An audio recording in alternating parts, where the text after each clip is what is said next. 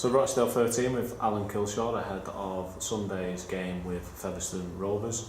First off, just want to reflect on the Hull KR performance. I know you do your reviews on a Tuesday night at training, and I know you won't have had many positive ones the run that we've had, but was it a bit more positive on Tuesday given the performance that the lads served up? Yeah, there was positivity in the camp, and it was good to show some clips of stuff that we did well, and we only made 7 errors in the game, and one of them was questionable whether Chris dropped the ball or not. We thought it went back, and one of them was a one-on-one steal as well. So our errors were right down, and our completions were up, which is something that we spoke about before the game. I suppose the negative was the tries we conceded were all soft. I've said it on the day, a team of Hull KR's quality in their attacking threats and weapons. The tries they scored probably they didn't need to earn the right to do that. On the back of a high penalty count again against us, and it might be more fatigue that got them over the line. But I thought that the 2 tries in the second half, in particular Luntz and Kavanagh's, were defendable, and the lads realised that, and it was a little bit frustrating because we defended really well in the game.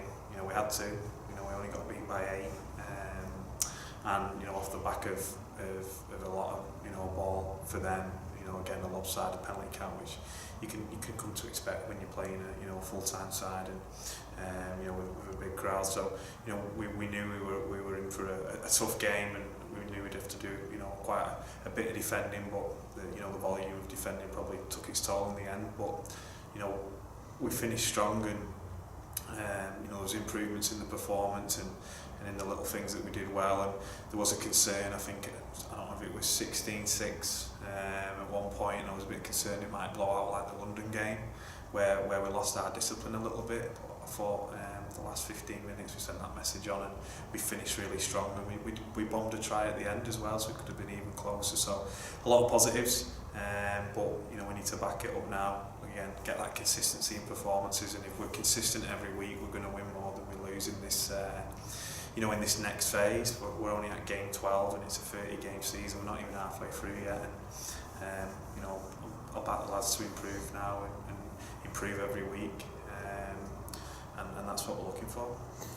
You've seemed pretty happy with the performance on the day despite the result, and you have said in the past you'll never be happy in defeat, but is it also frustrating that you're putting in that level of performance against the top sides, and then you've had some poor games against teams lower in the division? Yeah, we spoke about that, maybe the expectancy when we're playing the other sides, and that we expected to win, or there's the factor there when you're playing a top side, you've got to be on your mettle, or it could get embarrassing, or you could be in for a long afternoon. So we need to make sure we stay at that level of performance. There's also the fact that it can take a bit out of you. Like early on in the year we played Hull KR at home, and the week after we didn't perform well against Halifax at home again, and the intensity of that, and we've had London away and then played Toulouse, and part-time players, it's difficult for full-time players to back up part-time players, yes, but we can't have that as an excuse this week. We've had the weekend off before Hull KR. The lads should still be pretty fresh and ready to go, and Featherstone have played a lot of football in this period. So on Sunday you welcome Featherstone, as we mentioned. Last time out you battled the conditions and the fans and everything was against you, and you come up with a very good win. Are you hoping that the result is the only similarity come Sunday, considering those conditions are so poor? Yeah, it's going to be a lot different to that to the last time we played them. And yeah, it's just seemed a long time since we beat them. We've been on a bit of a barren run.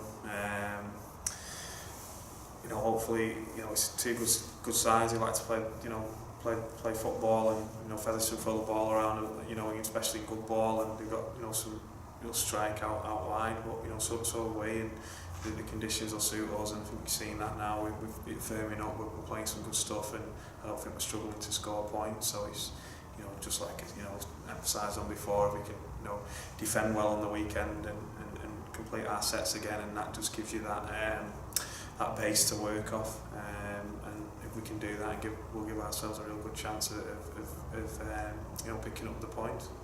You'll obviously take a lot of confidence from that win, but will you also be wary of the fact that they'll be determined to get one over on you this time out? Yeah, it'll be two different sides. You know, we didn't. We had a couple of players missing that day, and they've got a couple of injuries at the minute. But also, we'll have a couple of lads in from Leeds as well. But you know, they'll come. They're on a good run. They did well over Easter themselves, nearly beat OKR, and you know, they're flying high in the cup as well, and they've had 3 good results at home.